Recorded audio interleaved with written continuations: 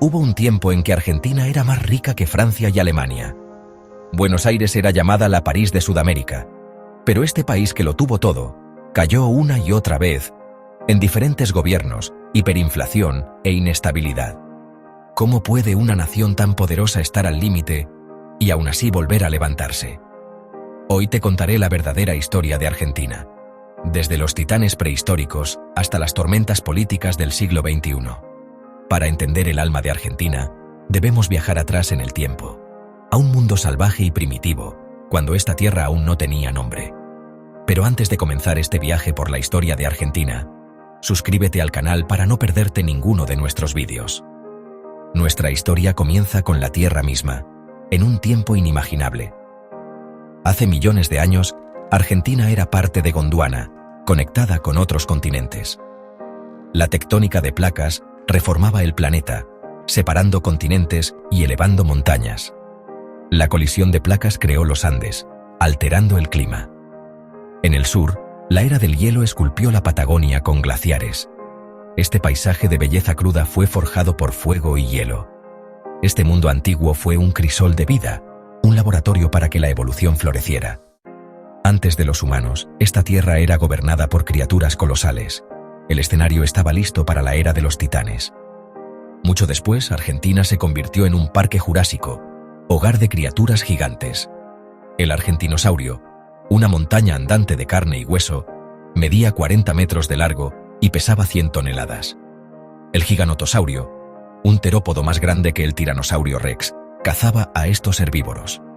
Tras la extinción, la megafauna dominó, incluyendo al megaterio y al gliptodonte. El esmilodón, un temible depredador, también vagaba por estas tierras. Pero el reinado de la megafauna llegó a su fin con la llegada de los humanos. La era de la megafauna estaba llegando a su fin. Una nueva fuerza se abría paso por las Américas. Los primeros humanos, cazadores-recolectores, cruzaron el estrecho de Bering y migraron hacia el sur, llegando a lo que hoy es Argentina. Estos pioneros dejaron las primeras huellas humanas en esta tierra.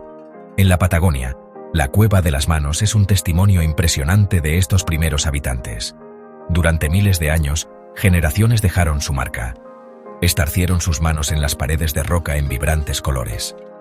Cada huella de mano es una conexión profunda con el pasado. Estas primeras personas eran nómadas, sus vidas dictadas por las estaciones. Fabricaban herramientas de piedra y puntas de lanza. Atravesaban la estepa patagónica. Esta conexión ancestral con el territorio formó la base de las culturas que florecerían. Mucho antes de la llegada de los barcos europeos, Argentina no era una tierra vacía. Era un vibrante tapiz de pueblos y culturas diversas, cada uno con su propio idioma, creencias y forma de vida. En las vastas llanuras de la Pampa vivían los querandíes, hábiles cazadores nómadas. En la Patagonia, los tehuelches seguían las migraciones de animales, adaptándose a un entorno desafiante. En el noreste, los guaraníes practicaban la agricultura y eran expertos canoeros. En los valles del noroeste, los diaguitas eran una civilización avanzada, famosa por sus sistemas agrícolas. En Tierra del Fuego, los selknam eran cazadores terrestres y los yámanas llevaban una vida marítima nómada. Este mosaico de culturas representaba miles de años de historia y adaptación humana. Su mundo estaba a punto de enfrentar una transformación. Al otro lado del Atlántico se preparaban barcos para un viaje que cambiaría el destino de este continente. El año es 1516. Europa busca rutas y riquezas, y Juan Díaz de Solís navega hacia un estuario inmenso, creyendo hallar un paso a Oriente. Pero lo que encuentra es el Mar Dulce, el Río de la Plata, y un mal desenlace. Solís y sus hombres son atacados y su expedición termina en tragedia. Sin embargo, la leyenda de la Sierra de la Plata prende la codicia europea. En 1527, Sebastián Caboto explora el río y funda el frágil fuerte de Santi Spíritu, que pronto es destruido por conflictos con los pueblos originarios y la falta de recursos. En 1536, don Pedro de Mendoza lidera una gran expedición y funda Buenos Aires, esperando riquezas y alianzas con los pueblos originarios. Pero los querandíes resisten, sitiando la ciudad y desatando unas situaciones de escasez. Los colonos comían lo poco que se encontraban. Buenos Aires se convierte en una ciudad de hambre y desesperación. Mendoza abandona el asentamiento. Los sobrevivientes huyen a Asunción. La gran ciudad portuaria queda reducida a un pueblo fantasma, devorado por la pampa. Así comienza la historia de Buenos Aires: fracaso, hambre y ambición derrotada. Durante décadas, la corona española ignora el Río de la Plata, priorizando el oro y la plata del Perú. El comercio legal es asfixiante, pero el contrabando convierte a Buenos Aires en un centro clandestino. En 1580, Juan de Garay refunda la ciudad, esta vez con familias y ganado, sentando bases más sólidas. Buenos Aires crece lentamente, alimentada por el comercio ilegal y el ganado salvaje. La amenaza portuguesa y británica obliga a España a crear el Virreinato del Río de la Plata en 1776, con Buenos Aires como capital. La ciudad prospera, se abre el comercio legal y surge una élite criolla con identidad propia. En 1806 y 1807, los criollos defienden la ciudad de invasiones británicas sin ayuda de España. Esta victoria siembra confianza y un sentido de autosuficiencia. El choque de intereses entre criollos y peninsulares crece. El camino hacia la revolución está trazado. Las invasiones británicas despiertan el deseo de autogobierno. En 1810, la caída del rey español crea un vacío de poder. Los criollos de Buenos Aires toman la iniciativa. El 25 de mayo, el Cabildo Abierto destituye al virrey y forma la primera junta, dando inicio a la revolución. La guerra y la política dividen al territorio. Surgen líderes como Belgrano, quien crea la bandera celeste y blanca. La independencia no es inmediata. Hay resistencia realista y luchas internas. En 1816, delegados de las provincias se reúnen en Tucumán y declaran la independencia de las Provincias Unidas del Río de la Plata. El lazo con España se corta oficialmente, pero la unidad nacional es un desafío pendiente. La guerra y la incertidumbre continúan. Tras la independencia, Argentina se fragmenta en luchas internas. Unitarios centralistas contra federales provincianos. Los caudillos dominan el escenario, defendiendo la autonomía local y enfrentando a Buenos Aires. El país se convierte en un mosaico de territorios en guerra, sin unidad real. Juan Manuel de Rosas emerge como el caudillo supremo, manteniendo el control con firmeza. Su gobierno se estabiliza pero posterga la organización nacional bajo una constitución. Rosas controla el comercio y reprime a sus enemigos con la mazorca. Su régimen despierta una coalición de opositores, unitarios, caudillos rivales y potencias extranjeras. En 1852, Urquiza derrota a Rosas en Caseros, terminando su largo dominio. Se abre la puerta a la organización nacional. La caída de Rosas en 1852 permite convocar una asamblea constituyente.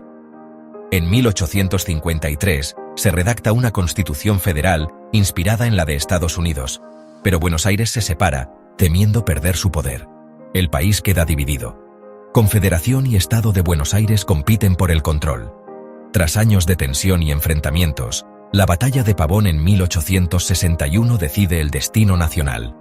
Urquiza cede el poder a Mitre, quien acepta la Constitución y unifica el país. Mitre es elegido primer presidente de la República Argentina unificada en 1862. Sus sucesores consolidan el Estado, pacifican regiones, crean ejército, leyes y escuelas, y promueven infraestructura. El proceso es difícil, pero hacia 1880, la organización nacional se completa. Argentina está lista para una era de expansión y transformación. Con una nación unificada y estable, Argentina estaba al borde de una edad de oro. Las fértiles pampas se transformaron en una región agrícola productiva, ayudada por el alambre de púas y la refrigeración. Argentina exportó carne y cereales a Europa, convirtiéndose en el granero del mundo. El capital británico financió ferrocarriles que conectaron el corazón agrícola con Buenos Aires. La inmigración masiva transformó la sociedad, creando una fusión cultural única. A principios del siglo XX, Argentina estaba entre las naciones más ricas del mundo. Buenos Aires se convirtió en la París de Sudamérica, pero bajo la prosperidad surgieron desigualdades sociales. Estas tensiones definirían el turbulento siglo venidero. El estallido de la Primera Guerra Mundial en 1914 marcó un punto de inflexión para la Edad de Oro de Argentina. A pesar de declarar su neutralidad, su economía sufrió.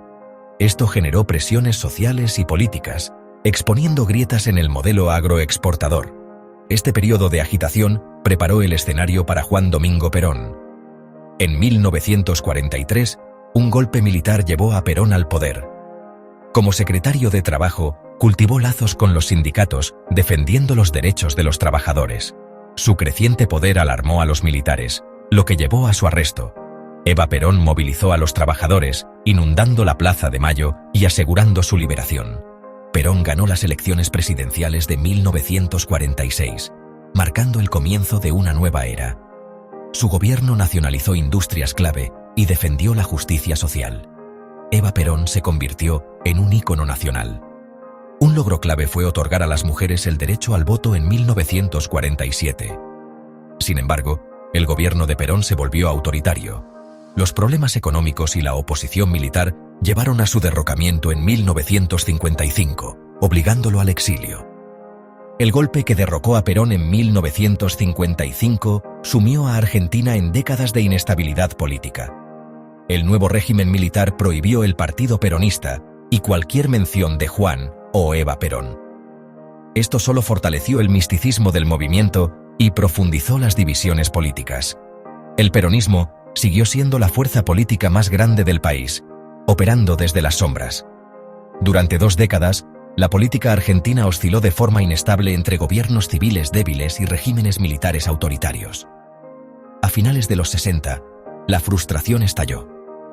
El Cordobazo, un levantamiento masivo en Córdoba, sacudió al gobierno militar. En un giro sorprendente, Perón regresó del exilio y fue reelegido presidente en 1973. Pero Argentina estaba más fracturada que antes. Perón murió en el cargo en 1974, dejando una nación al borde del caos. La tensión se intensificó bajo su sucesora, Isabel Perón. El país entró en un periodo de conflictos internos. En marzo de 1976, los militares tomaron el control del gobierno, instaurando un régimen de control. El año 1983 marcó un profundo punto de inflexión para una nación marcada por años de oscuridad y derrota. El régimen militar, deshonrada por su dureza y humillada por su catastrófica derrota en las Malvinas, se derrumbó ante el peso de sus propios errores. Con los militares en retirada, una ola de esperanza barrió a Argentina mientras el país se preparaba para el regreso democrático. En las elecciones presidenciales, Raúl Alfonsín obtuvo una victoria histórica. Su eslogan resonó profundamente. Con la democracia se come, se cura y se educa. Para una sociedad que emergía de su capítulo más oscuro, la democracia era una promesa de vida misma. Uno de los actos más valientes de Alfonsín fue enfrentar los horrores del pasado reciente. Fundó la CONADEP para esclarecer los hechos del período militar. Los hallazgos fueron publicados en Nunca Más, un informe impactante sobre lo sucedido en aquellos años. Esto llevó al histórico juicio a las juntas, donde los altos mandos militares fueron responsabilizados por sus acciones. Argentina se convirtió en un símbolo global de cómo buscar justicia tras años difíciles. Sin embargo, la promesa democrática chocó con una economía destrozada y el poder persistente de los militares. Las Fuerzas Armadas ejercieron presión organizando motines contra los juicios. Esto obligó a aprobar las leyes de punto final y obediencia debida. El gobierno luchó por controlar la enorme deuda externa y una economía disfuncional. La inflación comenzó a descontrolarse, erosionando salarios y ahorros. A fines de los 80 llegó la crisis total. El país sufrió hiperinflación, donde los precios cambiaban varias veces al día. La sociedad comenzó a desmoronarse con disturbios alimentarios y tensiones en supermercados. Alfonsín entregó el poder a Menem 6 meses antes de lo previsto. El frágil amanecer democrático había sobrevivido, pero el sueño de prosperidad se desmoronó. Esta experiencia grabó una lección profunda. La libertad política sola no garantiza estabilidad si las crisis económicas no son domadas. Carlos Menem asumió la presidencia en 1989, en medio de una hiperinflación. Él adoptó políticas de libre mercado, iniciando privatizaciones y fijando el peso al dólar. Esto acabó con la inflación y disparó el consumo. Sin embargo, las exportaciones sufrieron, la deuda se disparó y, a finales de los 90, la economía se vino abajo. En 2001, el gobierno congeló las cuentas bancarias, provocando manifestaciones e inestabilidad política. Argentina cayó en default y la pobreza aumentó. Néstor Kirchner y luego Cristina Fernández de Kirchner lideraron una recuperación impulsada por un peso devaluado y el auge de las materias primas. Renacionalizaron industrias y reestructuraron la deuda, pero la polarización política se profundizó. Los años siguientes vieron políticas oscilantes en medio de una inflación persistente. Hemos viajado a través de una historia de proporciones épicas, desde titanes prehistóricos hasta una nación forjada en la revolución, la riqueza y una profunda crisis. Hemos sido testigos de cómo Argentina tocó la cima de la prosperidad global, solo para enfrentar etapas difíciles. Esta es la gran e innegable constante de la historia argentina. Una asombrosa y casi desafiante resiliencia. Esta historia cíclica, sin embargo, plantea preguntas profundas e inquietantes que resuenan en el presente. Argentina sigue enfrentando importantes retos económicos, y así, nos queda la pregunta final, la que pende sobre esta vasta y compleja tierra. ¿Podrá Argentina finalmente aprovechar su inmenso potencial y construir un futuro estable y próspero? La historia de Argentina muestra que su mayor recurso siempre ha sido su resiliencia. Si has llegado hasta aquí, es porque la historia de Argentina te atrapó tanto como a mí. Suscríbete al canal y activa la campana para no perderte las próximas historias.